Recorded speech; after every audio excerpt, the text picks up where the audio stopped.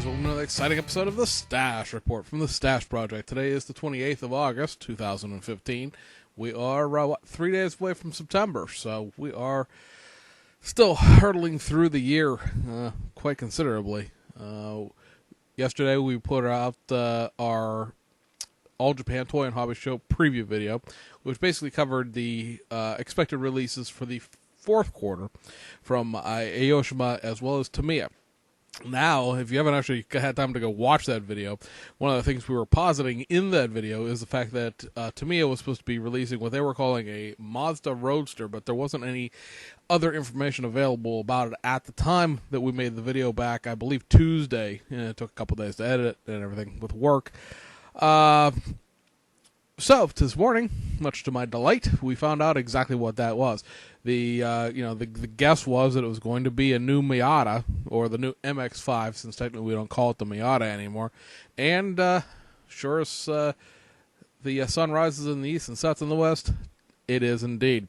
So, this is the Japanese informational flyer that Tamiya put out this morning. This kit, as it is shown here, is only in right-hand drive, so it'll be interesting to see if there are left-hand drive options with it, or much like the original Miata and Unos Roadster, you will have to buy a different kit to get a left-hand drive version. Also, it does appear that this is going to be a curbside. No engine in it whatsoever, at least from what we can garner from the translation. It is going to be priced at 2,800 yen, which is probably going to end up being like 25 or 20, somewhere between 2,300 and 2,500. So somewhere between $20 and $23 with what the price is going to be. Right now, you can pre-order it at Hobby Search. It has not been listed on Hobby Link Japan as of yet, because the information for it just came out this morning. Official information. I don't know that, technically speaking, Hobby Search was supposed to put that information up on Monday when they did, but be that as it may, it's out there now. There's no firm release date on it, which, again, is probably another reason why Hobby Link Japan has not listed it, as they don't tend to list things that are just going to be released out there someplace, and we don't know when. Obviously, things get moved back and pushed around all the time. That affects release dates, but they have had a habit of not listing new releases unless they have some sort of semi-firm idea of when they're going to be released. My guess is that's probably a October, maybe November release. I would certainly expect it well before Christmas. I would also not necessarily expect this to be Tamiya's last automotive kit for 2015.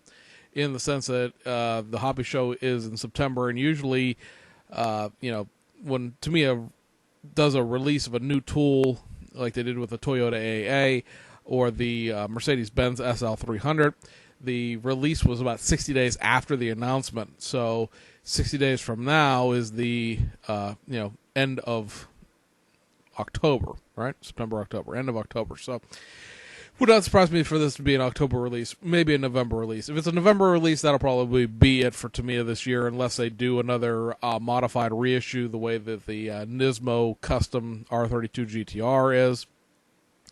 If it comes out in October, that would lead me to believe maybe crank something else out. Again, probably a modified reissue, not a whole new tool, out before the end of the year, because as we've talked about in the past, Tamiya's practice and policy tends to be that one year they focus a lot on automotive kits and there are a few military things done, and then the next year it's almost entirely focused on military kits, and there are a few automotive things done here and there in the modified reissue way. So while it would not surprise me to get another Tamiya automotive kit this year, what also would not surprise me is that if they are going to do a separate left-hand drive kit that will come with, say, either a hard top or some other option. Example of this was the Mazda Miata and the Mazda Unos Roadster. The Japanese kit had a soft top, and the American kit had a hard top as far as what their up top options were on those, and you couldn't get one or the other without buying both of them. Another good example of that would be the Honda S2000. That kit came out originally just as a factory stock version, only in right-hand drive. They then released it, I can't remember what the hell they called it now. I can't see it from where I'm sitting.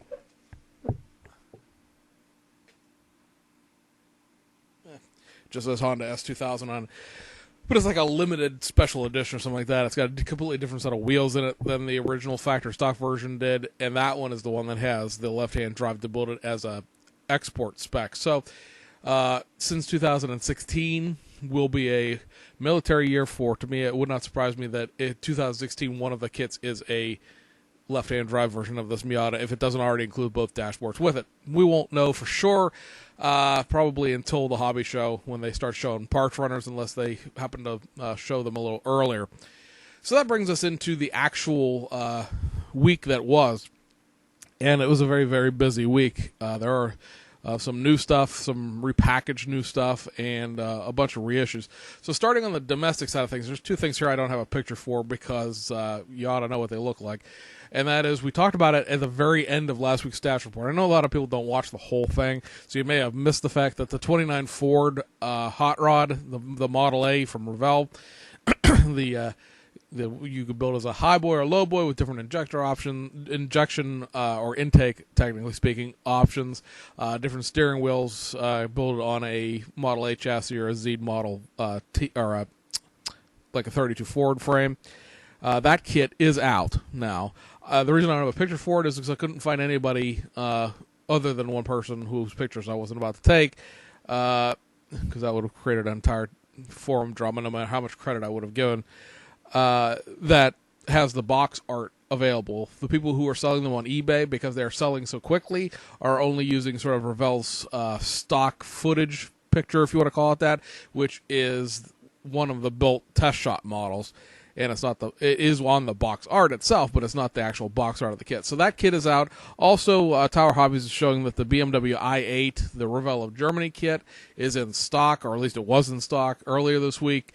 And that is the official U.S. distribution of that kit. You may recall it came out actually 2 months ago in Europe, but it's taken a little bit to get over here. And that leaves one other kit that Revell is going to be putting out this month as far as automotive releases goes, and that is this reissue of the some people are calling it 1979. I'm not exactly sure what year it's actually supposed to be because there's no year mentioned on it here, but this is the official box art for the Ford Ranger pickup, the F-150 Ranger, back when the Ranger was a trim level, not a little miniature pickup truck. This is an old monogram kit, so it is 1/24 scale. For those scale bigots out there that can't mix their scales, do know that this is 1/24 scale. It is a kit from the early 80s. So it is pretty simplified. It's like 70 some odd parts, I believe 78 parts. So it's not going to be the Model A hot rod. The 29 Ford has 149 pieces in it. This is almost 75 pieces less. So keep that in mind when you're out there looking for it. Over onto round two, they had two kits under the MPC marketing and one under AMT. AMT's is going to be another version. It's just another reissue of the 1940 Willys Gasser. This is with a Three Stooges tie-in, Curly's Gasser here. You are going to get pad-printed drag slicks. There is a bonus whoopee cushion included. Yeah. Is molded in purple. Apparently there's a Catch the Cat thing with this, where one in a case will be molded in translucent purple, so see-through purple. That's handy. And the decals are as follows: quote, fun-filled, quote, goofy graphics, quote, zany phrases. If you're into the AMT 40s Willys coupe, and I'm certainly not going to disabuse anybody who is, I don't build gassers. I don't really build drag cars, period. So I have nothing against them. It just is nothing that interests me, regardless of what the tie-in is. This is, effectively just the reissue of the 40s Willys that they did not that long ago in the big art box reissue, this time with the Three Stooges tie-in. Not getting anything new here, unless you really, really, really want a whoopee cushion. Over on the MPC side of things, there were two reissues. This is Carl Casper's Cosmic Charger Fuel Dragster. There is a little bit about this that you need to know, and that is the fact that in addition to pad-pitted drag slicks and a completely redone decal sheet that is apparently supposed to be more complete than the original set was. There are 10 new parts included here, which is a new front engine cover, new blower parts, and new front wheel fairings.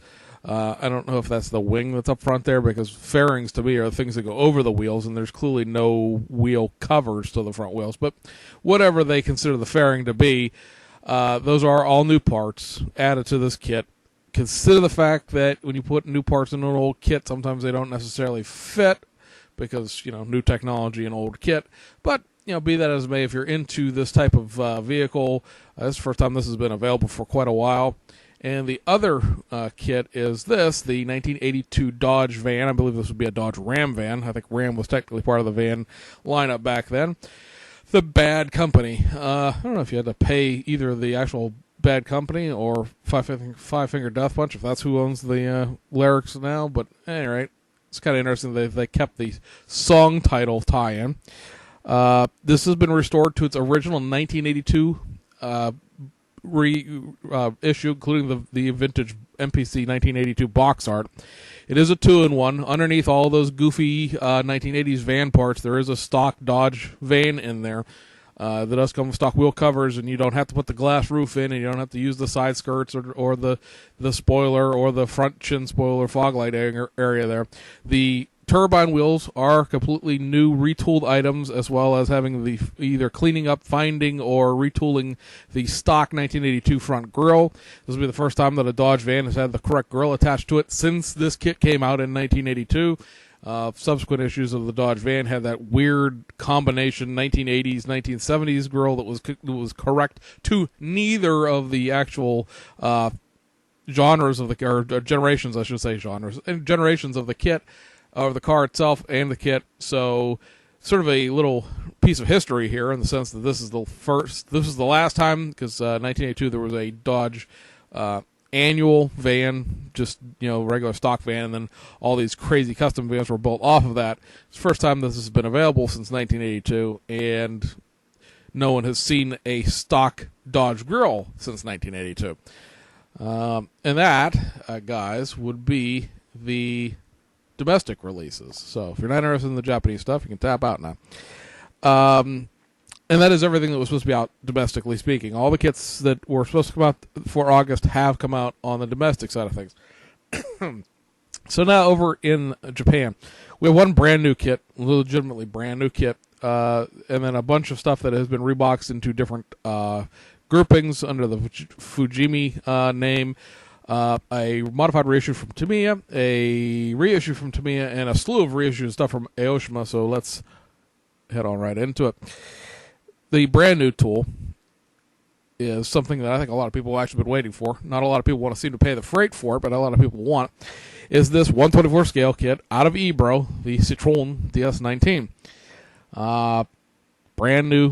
Brand spanking new tooling here, guys. This doesn't share any connection to anything other than maybe some patterning for the engine, because the engine in the DS19 is essentially the 2CV engine mounted backwards. But it's, and also the same engine that was used in the Renault, so technically the engine patterning may have been able to be used to cut new tooling, but this is a brand new tool. This is not the Heller kit downsized from 1/16 to 124 scale, or up from 1/43 scale. This is a very, very complete kit. It is a full engine, transmission, drive axle, the whole 9 yards. I know that may not be a great big deal, though, a lot of people, because nobody's really trying to, swap out this engine for anything else necessarily. Much like all Citroens, it is front-wheel drive, so there's not really a drive shaft per se. It has drive. It would have, drive axles, but seems to be a really neat kit from the looking at it on Hobby Search and looking at the instructions. I have ordered one through HobbyLink Japan, and so eventually it'll get here, and I'll have it in my hands probably sooner than later. As soon as the 2CV pickup truck comes out, I'll probably ship again. But so it's hard to say a lot about this kit without actually having it on hand. But from what I've seen, it looks really nice. All of the chrome surrounds up there on the windshield are actually separate pieces of chrome. They are not, it's not going to be a bare metal foil festival. All the front windshield frame is separate. The the roof itself is separate, so painting a two-tone on this will be exceptionally easy. You will just be able to paint the roof a different color than the body. You won't have to mask anything off. Like I said, the front window surround is chrome and is a separate part. The side spears that you see sort of on what would be the C-pillar going onto the roof are separate, and then there's sort of a wraparound piece that goes around the back window. Again, there's all separate chrome pieces. How do I feel about that is all depending on how that is mounted to the sprue itself, and won't know that until you actually have it in your hand and see it. Because if they manage to do what most Asian manufacturers do, which is put the sprue attachment point sort of on the back of the part, well, then it won't matter because you'll never see it. That's sort of been the one saving grace to a great deal of Asian manufacturing. In fact, they do a lot of that where they mount the runner itself, the injection point, to connect the runner to the part on the back of the part that you will never see, yourself. And that saves a lot of cleanup. And on chrome parts, it's saving grace because you don't end up having to try to touch up the chrome attachment point with either chrome paint or chrome silver, because there's no such thing as chrome paint necessarily, or trying to touch up bare metal foil or something like that. Now, whether or not, like I said, where that's attached will determine how good a kit this is to me, because if it's attached well and I don't have to strip it and rechrome it, it's fantastic. If it's awful and I do have to strip it and rechrome it, then they might as well have just molded it into the car itself and let me bare metal foil it. The doors do open and close. They are designed to function. And I guess that's probably about all we can say about this as it stands right now, other than the fact that there also, I guess there's a couple options in here. There's 2 sets of mirrors, and there's another thing that I guess allows you to build it sort of as a late or earlier late version. There's really no discernible difference between the two because the early and late versions are so early in the production run of the DS19. This is not when the car got its headlights that turn with the wheels. So that's with the sort of one-piece not over fender, but the one-piece headlight bezel, headlight lens thing that most people probably associate the DS19 with because they've only seen later versions. This is like a 1950s version. And we'll see what they do with the DS19 from here, because traditionally speaking, Ebro has done at least something else with their tooling. Will that later version with the the enclosed headlights and the turning headlights come, or will they do a convertible, or God forbid the station wagon? We'll see. But I would say this is not the last of the DS19 kits just in general, because even at the buy-in point of almost $60, and there's nothing you can do about that price. It is what it is. It'll be probably $110, $120 here in the United States, because $60 is what it costs in Japan. So, like I said, the big sticking point with a lot of people on this one is paying the freight. So, onwards and upwards, or downwards, depending on how you look at it. Over here to Tamiya. This is the Nissan Skyline GTR R32 Nismo Custom. Basically one parts runner has been added to this kit. It is not just a bunch of different parts that are from the Japanese racing series, the Japanese Super GT. I guess that would be a Group N car. It's not. It may be parts derived from that, but it is not those parts necessarily. This is a new parts runner, new steel being cut for this. You get your Nismo 5-spoke wheels, the Nismo seats, Nismo steering wheel. There's a shock tower brace. There's some new engine parts. There's a new exhaust. There's, like I said, there's one whole parts runner full of new parts. The only thing I've seen out of the instructions so far is that those sort of intakes on the bumper itself, above the intercooler, below the actual grill, you do have to cut those out yourself. They are not, that bumper's not molded open. I believe there's also a new spoiler with this. There's like I said, there's a parts runner worth of parts. And all the Nismo decals, and there's also metal transfers in here for the first time. If you got one of the regular R32s that have been out since 1991, 1992, when that kit came out originally, you know that you had to paint on all of the Nissan logos and stuff like that. There weren't even decals for them necessarily. So, a cool little upgrade to well, it's not really a vintage kit, but it's almost 25 years old at this point. So, like I said, this is the one Nissan GTR that, to me, it did of the Skyline GTRs, because technically speaking, the Nissan GTR, the 2007 and newer kit, does have an engine sort of in it. This is the only one other than that has an engine in it. Well, I should not say that. The 1960s version GTR obviously has an engine in it as well, but of the R32, R33, R34, R35, air quotes, the modern day Nissan GTRs, this was the only one that actually has an engine in it. It is more or less a full engine. There's some, a lot of sort of somewhat shortcuts were taken with it, in the sense that it's a very simplified version of the engine. It's got a lot of intercooler turbo piping that just sort of ends because you can't see it after where it goes. So, some people will look down on it for not being as robust an engine as it could have been, but it was, again, a 23-year-old tooling, and, the Nissan GTR at that point had only been out for, I guess, 4 or 5 years, and, was it really going to be, this great big car? It didn't have the myth and legend that it has now. So, off to Fujimi land. This is the reissue of the Subaru Impreza 2003, I should say the 2003 Subaru Impreza WRX STI. This is sort of a 2-in-1 kit. You can either build it as a straight-up WRX STI or the WRX STI V Limited. The little yellow box on the bottom right tells you that it comes with window masks for the first time. This kit comes with 2 sets of wheels. This is, by the way, the V Limited that you're looking at on the box art.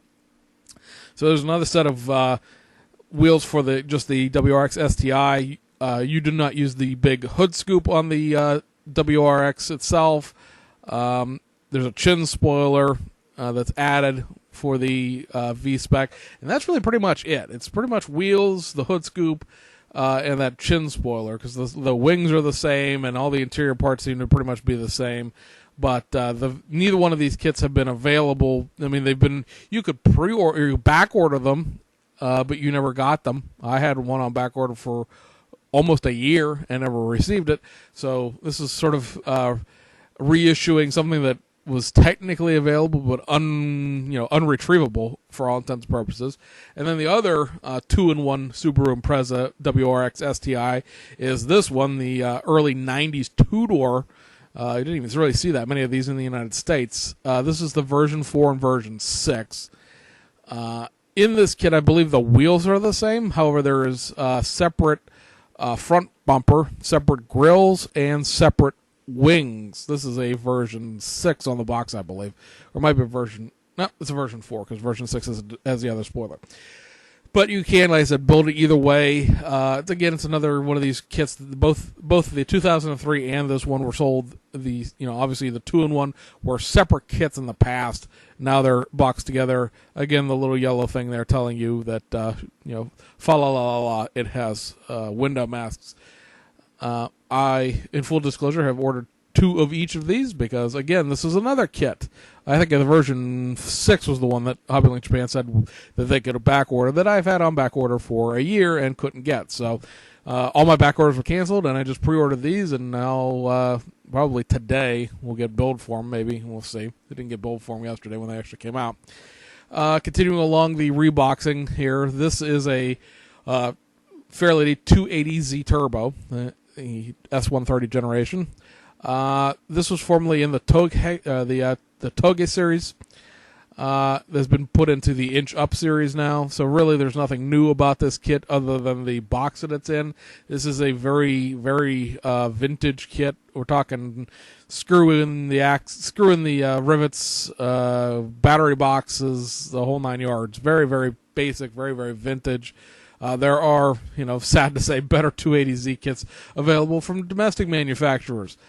And then the last sort of reboxed standalone kit here is this Nissan Fairlady Z32, otherwise known here as the 300ZX, the second Gen 300ZX. This has been available, forever and a day in the inch up series, and now it's been tossed over into the Toge series. It is basically just a factory stock 300ZX, guys. There's no real special parts for this. The Toge series is only going to get you a bunch of decals. Other than that, it's the same, same kit. You don't even get like a different set of wheels or anything like that. So, I guess if you want a 300ZX and you don't want to try to find one of the Tamiya ones, this is a like $12 or so option to get a 300ZX, but it is a curbside. The Tamiya one, remember, does have an engine. And then here we go, guys. We're going to plow through real quick here a bunch of reissues. Reissues from Tamiya. Here's the Lexus LFA full view. This is the standard Lexus LFA kit, which is a humdinger doozy of a kit. This one, obviously having a clear body. Other than the clear body, there's nothing different about this than the actual model kit itself. But, if you're into that sort of thing, they have made clear view versions of a bunch of stuff now. That has been reissued. Over at Oshima, reissue of the Aventador LP 704 Roadster. Nothing new about this, just a restock. Reissue of the Aventador LP 704 Coupe. Nothing new here, just a restock. Both these kits, obviously, were just run off when they did the 50th Anniversario kit last month, and they're just going to restock the kits this month. Restock on the change picture. There we go. Restock on the Takahashi Raisuke FC3S RX7. This does include engine parts. Be aware that it is only like the top part of the engine. Literally, the fan only has like 4 blades to it. The fan belt, the fan belt, the drive belt, whatever you want to consider the accessory belt, serpentine belt. There we go. I knew if we said belt enough time, I'd come up with the word I was looking for. Does end like middle of the accessories. 2 of the accessories, I think it'd be the power steering pump and the alternator, are just half of them. So it is an engine insert. You are putting it into the top of the body. So be aware of that. It is not a full-on engine the way that the Tamiya Savannah RX-7s are. This is a kit that hasn't been around very much recently. I'm trying to think when the last time this was reissued. I'm not sure. But I know that a couple people have been waiting on this to come out. So that's, for those people, they are now happy. This also, by the way, guys, when we're talking about the All Japan Toy and Hobby preview, when I said they were going to be doing a sort of a race battle version, this is going to be this guy's car modified to full race spec. So just so you know what you're getting into there. And then one last kit, and we have 4 wheel sets, is the reissue of the venerable best car vintage Toyota Celica 1600 GT 1972 Celica. This used to be the only way to get the factory stock steel wheels. Of course, Hasegawa did that limited edition production type steel wheel kit that had the yellow car and the box art, which ended the usefulness of this kit in its entirety. Because it's, it is what it is in the best car vintage sense. It is battery box and engine carrier and pound the rivets into the holes and tongue depressor tie rods and the whole 9 yards. It just, to me, there's no point to this kit anymore at all. Sorry, guys at Oshima. I love your new stuff, but some of this old stuff really just needs to be put out to pasture. I know, obviously, you sell enough of it because you keep reissuing it, but, there are just so many better options out there. Frankly, this is one of these kits that if you really wanted to one-up it, hey, let's do it all over again, put an engine in it, and, make a brand new tooling out of it with, because even the Hasegawa kits, a bunch of the stuff is molded into the bottom of the chassis. So, and like I said, we got 4 sets of wheels. This is all going to be the same sort of S-Part series set. Here's a set of SSR Professor of EF 1s. These are going to be 20 inches. And then we've got the BBS LMs in 20-inch. These are going to be painted gold. These are 2-part wheels. If you've never seen one of the sets of BBSs that Oshima does, the outside rim basically is separate. So the wheel itself is painted gold. It's probably not painted gold on the back. If you watch any of Elliott ELP modelings, a lot of these wheel sets that Oshima has been doing lately. They've only been painting on the sight side. They have not been painting the back of them the same color, so that may be a concern to you because this is not technically like gold leaf. It's a little darker gold than that. Also, there are two sets of 19-inch wheels. This is the Volk Racing RE30s. These are painted in titanium steel. And then the VRG2 Forged wheels. I believe these are just black. I'm not sure if they're molded in black or painted black. It's hard to tell from the look at the pictures. But if you look, this is 79, that's 80, this is 81, and 82. So all of these wheel sets will share the same set of base decals. They're all from the same set. They all have a Mitsubishi Evo 10 as their backdrop, which is kind of funny to see them try to put 20-inch wheels on an Evo 10, because usually the 19-inch wheels are what they show with that, and the 20-inch wheels are traditionally, VIP spec. So I guess you put 20-inch wheels on it. I got a set of 20-inch BBS LMs and a couple of 3 Oshima Evo 10s. I should stick a set on there and see how ridiculous it looks. And finally, 30 minutes in, we are done. So there are still about 7 or 8 missing, quote-unquote, reissues from Oshima. All of the new stuff has been pushed back from Oshima to September, so there's really no new kits I don't think that are actually going to come out this month. And then really the only 2 things we're waiting on otherwise is one more kit out of Fujimi that was supposed to come in today, but it'll probably come in tomorrow now.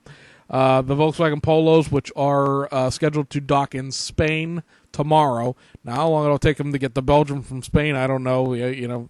Port operations, technically speaking, they should only take a day to get it out of the port.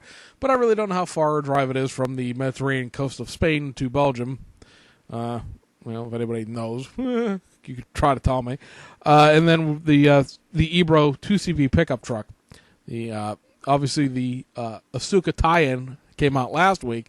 Kind of figured that the pickup would come out today. Maybe it'll come out Monday, but that cannot be all that far behind, especially now that the DS19 is out, because I really figured if any kit was going to be delayed, it would be that one. And since the Asuka version is out, we know the tooling exists, and the engine parts are basically the same between the 2CV and the DS19. So the engine tooling obviously exists because it's in the DS19.